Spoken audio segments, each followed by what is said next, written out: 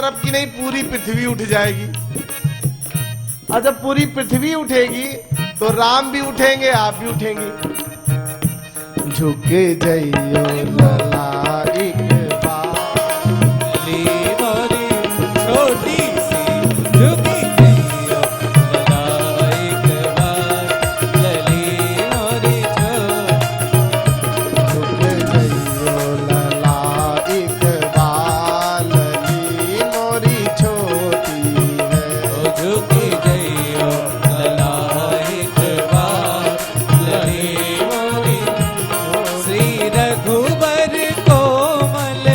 कमल नयन को पहिरावो जयमाला, पहिरावो जयमाला।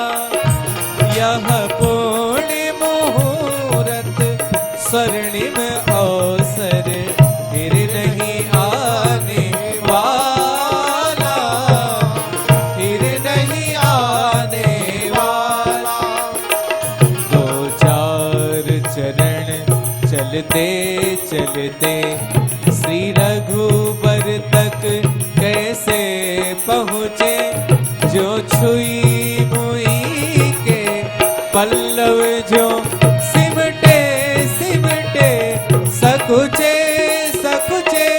श्री राम चकित चितवे सीता का अद्भुत रूप निराला, पहिराओ जयमाला।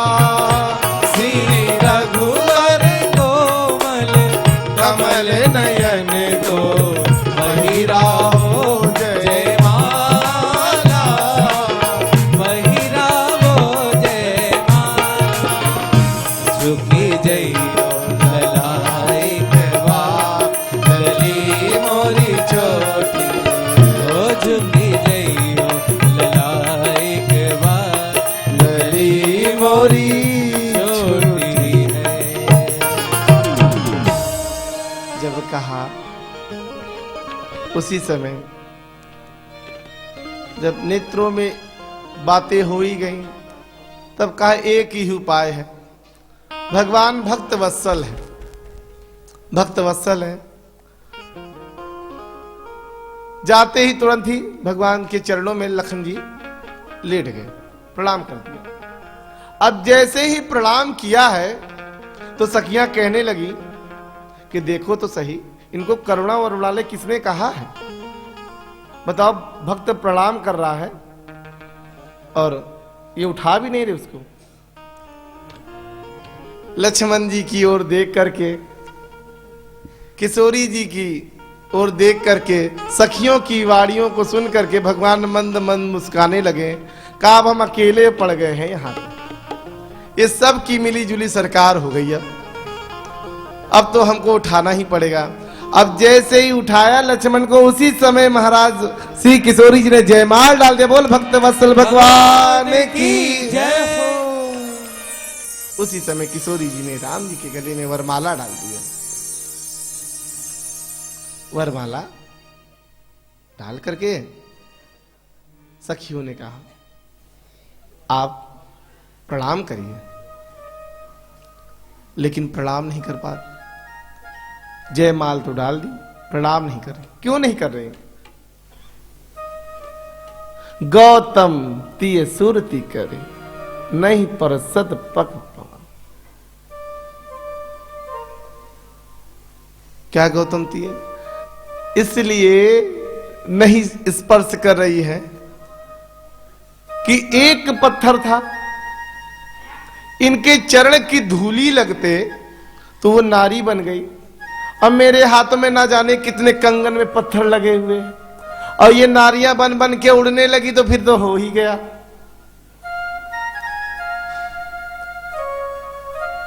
इसलिए नहीं परसद पग पान। लेकिन भगवान मंद मंद मुस्कुरा ही रहे। इधर जब चलने लगी प्रणाम करके, तो जितने कुटिल राजा थे कहने लगे देखा ना, हम पहले ही कहते थे इसकी इच्छा नहीं थी, जबरदस्ती विवाह हो रहा। चलो चलो अभी जीत लेते हैं। अब खरबर होने लगा। लक्ष्मण जी जैसे उधर देखते तो इधर चुप हो जाते, इधर से बोलने लगते, इधर से उधर से। तो भगवान की लीला में विक्षेप ना पड़े, उसी समय भगवान ही दूसरे अवतार में आ गए। उसी समय दूसरे अवतार में आ गए।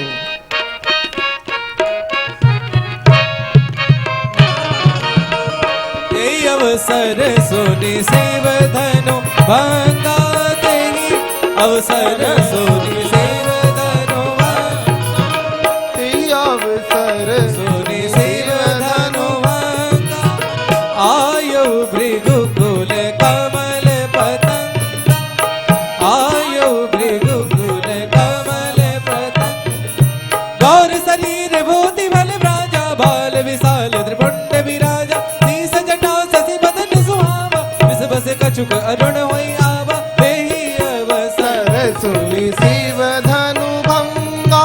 यही अवसर सोने शिव धनु भंगा। उसी समय श्री परशुराम जी का आगमन होता है। परशुराम जी के आते ही जितने राजा थे महाराज सब छिप गए। सभी लोग प्रणाम करते हैं। पिता समेत लीन निज नाम, अपने पिता के समेत प्रणाम करें। मैं अमुक का बेटा हूं, कुछ नहीं बोलते हैं, निकल जाओ। और इधर महाराज जनक जी ने जानकी जी को बुला करके प्रणाम कराया और विश्वामित्र जी भी राम लक्ष्मण को ले आकर के प्रणाम करवाते हैं। इधर राम लक्ष्मण को आशीर्वाद देते हैं।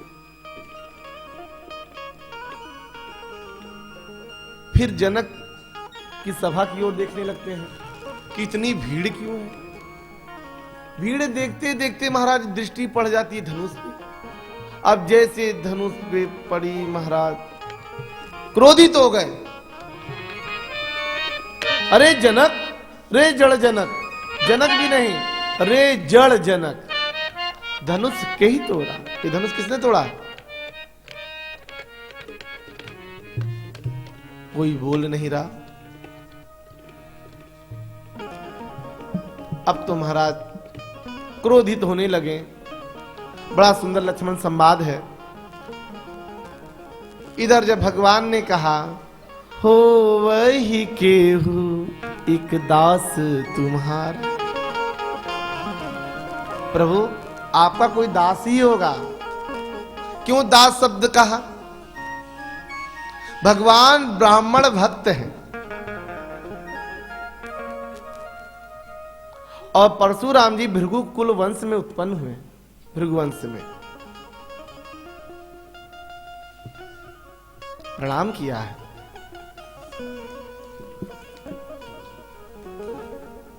लेकिन जब अधिक बात बढ़ती ही गई तब भगवान ने कहा कि ऋषिवर देखिए, आप जिस कार्य के लिए यहां आए थे वो पूर्ण हो गया। क्या कार्य के लिए? इन्होंने भी प्रण लिया था कि मैं दुष्ट राजाओं का विनाश कर दूंगा। आपने दुष्ट राजाओं का विनाश करने का प्रण लिया, लेकिन वो पूरा कर पाए? लंकापति तो बैठा ही है। अगर सभी दुष्ट राजा का विनाश कर चुके होते तो यहां कुटिल राजा कैसे यहां विराजमान है। कहा महाराज अब आप एक कार्य करिए, आप तो भजन करिए। कहा ऐसे भजन कर लेंगे हम? हमको तो लगे कि आप आ चुके हैं। तब क्या किया? उसी समय कहा राम ये धनुष है भगवान विष्णु का, आप इस पे यदि चाप चढ़ा देंगे तो मैं मान जाऊंगा आपका अवतार हो चुका। लेत चाप आपन चली गया, देत चाप आप ही चली गए, हरस राम मन विस्मय भया परशुराम मन विस्मय। जैसे ही देखा ये तो अपने आप ही चली गई, अब तो स्तुति करने लगे हैं। जय रघुवंश बनज बन भानु गान दहन कुल दहन रसानु। जय सुरभि प्रधेनु हितकारी, जय मदमोहन को ब्रह्महारी। जय रघुवंश बनज बन भानु गान दहन कुल दहन कृशानु। गहन दहन कुल गहन कृशानु। जय जय जय रघुकुल केतु रघुपति गए तमहि तब। जय जय जय रघुकुल केतु रघुपति गए तमहि तब। उसी समय धनुष दे करके परशुराम जी चले गए। इधर सतानंद जी ने जब चले गए, परशुराम जी जितने कुटिल राजा थे वो भी भागे। कहा अब यहां से चल देना ही अच्छा है, भलाई सबकी यही में है कि अब यहां से चल दो। जो अच्छे राजा थे उन्होंने कहा अब तो विवाह देख करके ही जाएंगे। इधर महाराज जनक जी पहुंचे हैं विश्वामित्र जी के पास। कहा कि गुरुदेव वैसे तो रहा विवाह चाप आधीन, चाप के अधीनता सो हो गया, अब आप जैसी आज्ञा करें। कहा देखो ठीक है, लेकिन अब एक कुल रीति करो, अब तुम अपने एक दूत को अवधपुर भेजो। महाराज दशरथ जी बारात लेकर के आए और इन चारों का इनका विवाह विधिवत हो। उसी समय महाराज जनक अपने दूत को अवधपुर भेजते हैं और जैसे ही महाराज अवधपुर दूत जाते हैं, राजमहल के द्वार पे खड़े होते ही द्वारपालों से जैसे ही कहा मैं जनकपुर से आया हूं, महाराज जनक का मैं सेवक हूं और राम लक्ष्मण की चिट्ठी लेके आया। इतना सुनते ही महाराज दौड़ा दौड़ा गया सेवक और जाकर के महल में कहा महाराज राम लक्ष्मण की संदेश लेकर के कोई जनकपुर से आया। तुरंत दशरथ जी ने कहा कि जल्दी से लेके आओ। जैसे लेकर के आए महाराज उस चिट्ठी को दूतों ने दिया, देखते ही हृदय से लगा लिया और कहा कि जब से रिसीवर लेकर के गए थे तब से आज साच सुधी पाई, आज मैंने सही सुधी पाई। भैया ये बताओ हमारे पुत्रों को पहचाना कैसे? महाराज जनक जी ने कहा कि आपके पुत्र, आप पूछ रहे पहचाना कैसे? अरे सूर्य को क्या कोई दीपक लेके खोजता है? वो तो अपने प्रकाश से ही बता देता है मैं प्रकाशित हो चुका हूं। सारी कथा बताया, सारा वृत्तांत बताया और कहा महाराज अब विलंब मत करिए, शीघ्र से शीघ्र बारात की तैयारी करिए। इधर भरत शत्रुघ्न आ जाते हैं। उसे पिताजी कहां से चिट्ठी आई? कहा बधाई हो, तुम्हारे भाई का विवाह हो रहा है। बड़े प्रसन्न हुए कि अच्छा। उसी समय गुरुजी के वहां जाते हैं और गुरुदेव को वह चिट्ठी सुनाते हैं। गुरुदेव कहते हैं राजन तुम भाग्यशाली हो,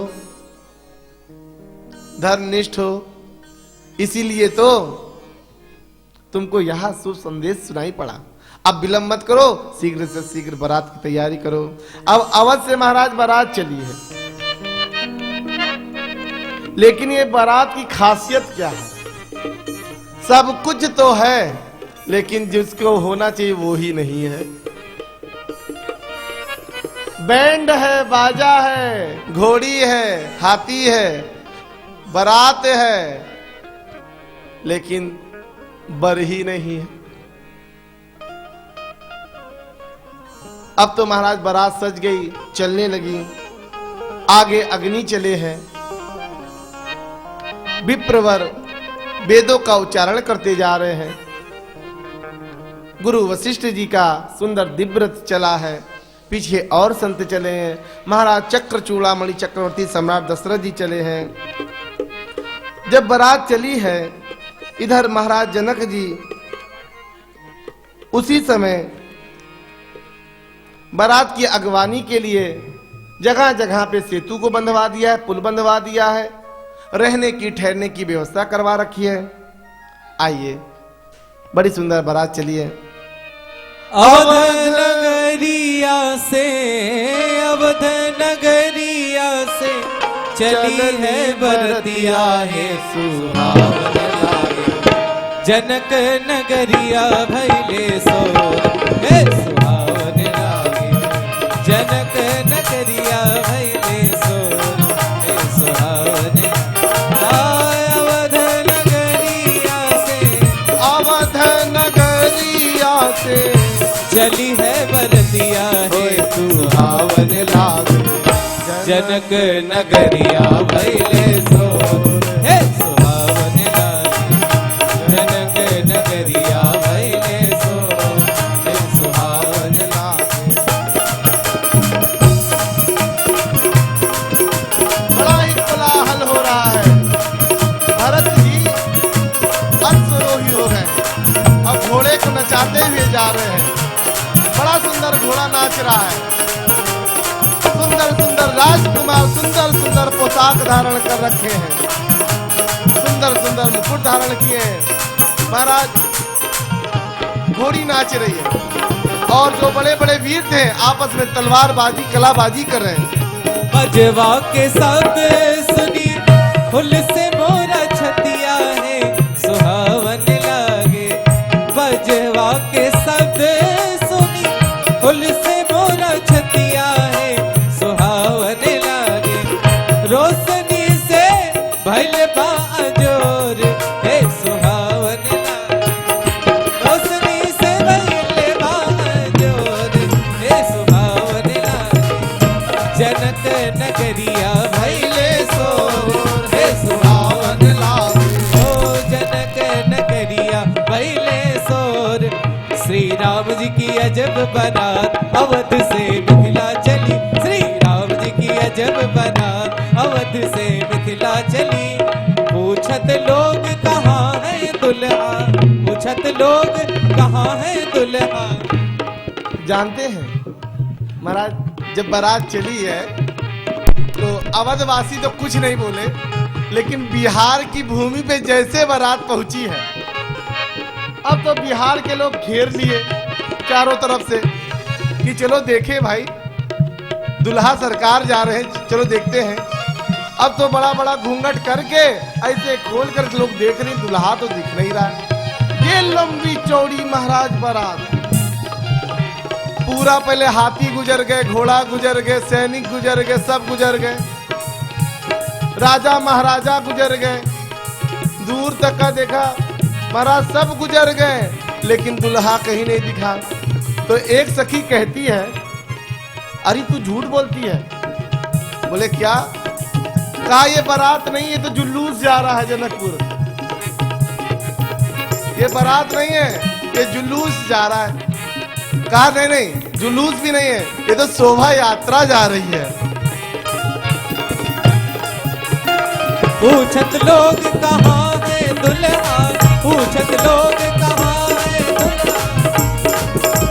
सुनी समझी सकुचा अवध से मिथिला चली। श्री राम जी की अजब बारात अवध से मिथिला चली।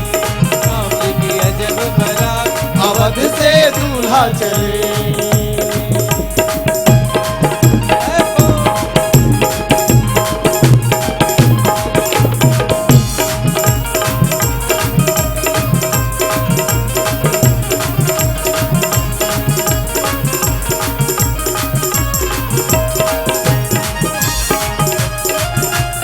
गुरु वशिष्ठ जी बने बराती, गुरु वशिष्ठ जी बने बराती, गुरु वशिष्ठ जी बने बराती, गुरु वशिष्ठ जी बने बराती।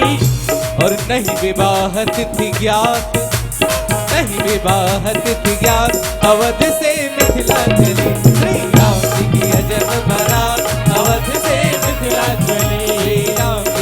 अजब बारात अवध से मिथिला चली। श्री राम जी की अजब बारात अवध से मिथिला चली।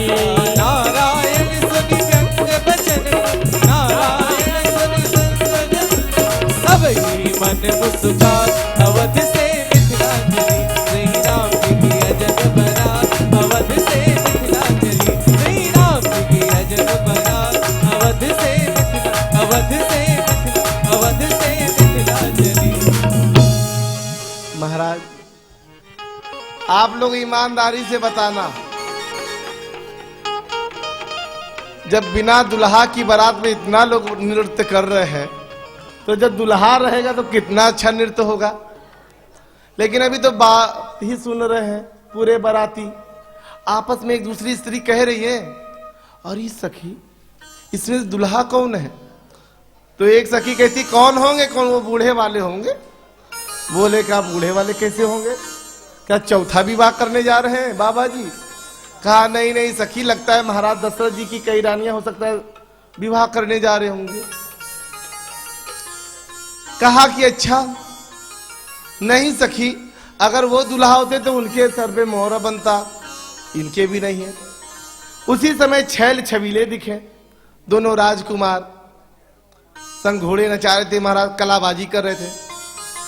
एक सखीन का वो देखो लगता है वो दुल्हा है, दूसरी सखीन का बावरी है कि ये क्या भला दूल्हा कोई कलाबाजी करते जाता है। अरे सुंदर सा तो वो मोहरा बांध करके सहरे के बीच जाता है। तब कहा लगता है कि इसमें दूल्हा है ही नहीं, ये बारात नहीं है, शोभा यात्रा है।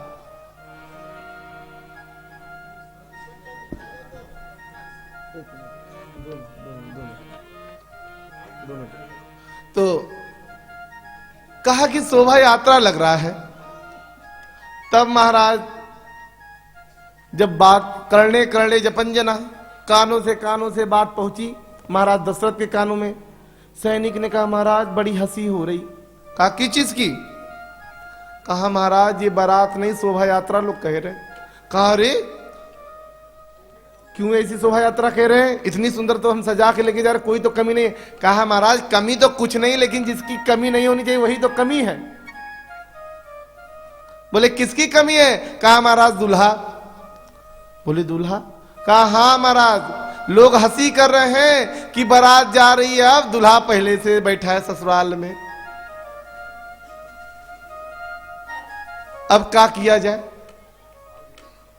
कहा अब तो एक ही उपाय लग रहा है, गुरु जी से निवेदन किया जाए। जब गुरु जी के पास गए, श्री कौशल किशोर भगवान की जय हो। यहां भरत को दूल्हा बनाया गया है और शत्रुघ्न को सहवाला बना करके लेके बारात पहुंचे। जनकपुर में जब बारात पहुंची है तो महाराज जनकपुर वासियों ने बड़ा स्वागत सत्कार किया, खूब स्वागत सत्कार किया है। इधर जब दुल्हा सरकार को देख करके जनकपुर की नारियां कहती हैं कि हे प्रभु, आज तो आपको हम सब सजाएंगे, यह सौभाग्य हम सबका है। कहा ठीक जैसी इच्छा।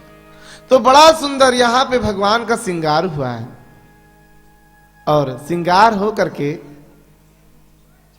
बारात की तैयारी हुई। इधर अगहन का महीना पंचमी तिथि या लगन निकला और इतना सुंदर जनकपुर सजाया गया है, कहां तक की कहें, हीरे पन्ने जवाहरात से तो महाराज पूरा जनकपुर छा गया। जो इस संपत्ति नीच गृह सो, राजा की तो छोड़ दीजिए, सोई देख की सुरनायक मोहा। एक इंद्र को लगा चलो हम भी चलते हैं बारात देखने। तो सभी देवता जब पहुंचे हैं भगवान की बारात को देखने, तो क्या हुआ, एक सेवक जनकपुर का स्नान कर रहा था। कैसे स्नान करता महाराज? महल के बाहर बैठ करके सोने की बाल्टी में, सोने के मग्घे से बढ़िया स्नान करा जग से। जब देखा स्नान करते हुए तो इंद्र को लगा कि हो ना हो यही महाराज जनक हैं, क्योंकि इतना वैभव तो किसी के पास नहीं महाराज, सोना और इतना सुंदर जगमगा रहा महल। कहा महाराज के चरणों में प्रणाम। महाराज वो सेवक तो तुरंत ही जल को रखा, जल्दी से वस्त्र लपेटा, प्रणाम क्या, कहिए महाराज आप लोग कहां से? कहा हम आपके ही वहां हैं बारात में शामिल होने के लिए। कहा अच्छा। कहा महाराज हम तो उनके सेवक ही महाराज जनक जी के। महाराज जनक जी का महल तो और आगे है। आपस में देवता चर्चाएं कर रहे हैं कि अरे इतनी संपत्ति इसके घर, तो महाराज के वहां कितनी होगी। इधर कुबेर ने देखा कि इतना धन तो हमारे खजाने में भी नहीं था जितना जनकपुर के एक कारखाने में है। इतना धन। ब्रह्मा जी देख रहे हैं जनकपुर की शोभा। जब वह अद्भुत शोभा को देखा तो ब्रह्मा जी शंकर जी से कह रहे कि हमने जो भी सृष्टि में बनाया वो तो यहां कुछ लगा ही नहीं, वो तो कुछ दिख ही नहीं रहा। भगवान शंकर ने कहा कि आप क्यों परेशान होते हो? अरे जगत पिता का विवाह है और जगत पिता के विवाह में पुत्र सोचे कि हमने क्या किया, तो बताइए क्या होगा? वो तो जगत पिता। इसलिए चिंता छोड़ करके, तर्क वितर्क छोड़ करके आप तो विवाह का आनंद लीजिए। अब तो बड़ा सुंदर भगवान का श्रृंगार हुआ है, अब तो बारात चली है जनकपुर से। चारों दुल्हा में बड़का कमाल सखिया। परम पूज्य श्री अक्षर वाले मामा जी का ये बड़ा सुंदर पद है। आज मिथिला नगरिया निहाल सखिया। आज मिथिला नगरिया निहाल सखिया। हाँ निहाल सखिया, ओ निहाल सखिया। चारों दुल्हा में बड़का कमाल सखिया। चारों दुल्हा में बड़का कमाल सखिया।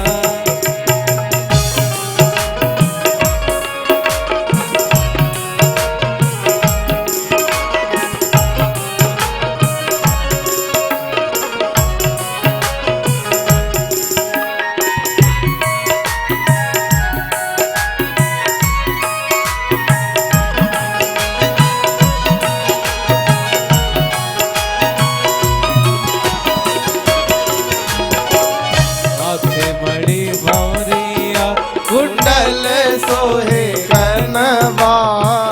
हाथे मणि भौरिया कुंडल सोहे काले काले गजरारे जुलमी नयनवा।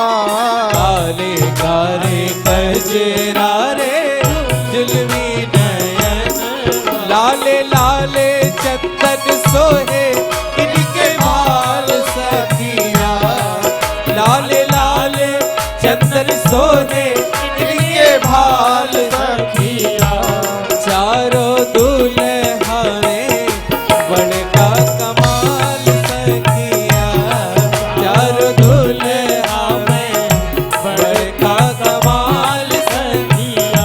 ओ आजो मिथिला नगरिया निहाल सखिया। आज मिथिला नगरिया निहाल सखिया।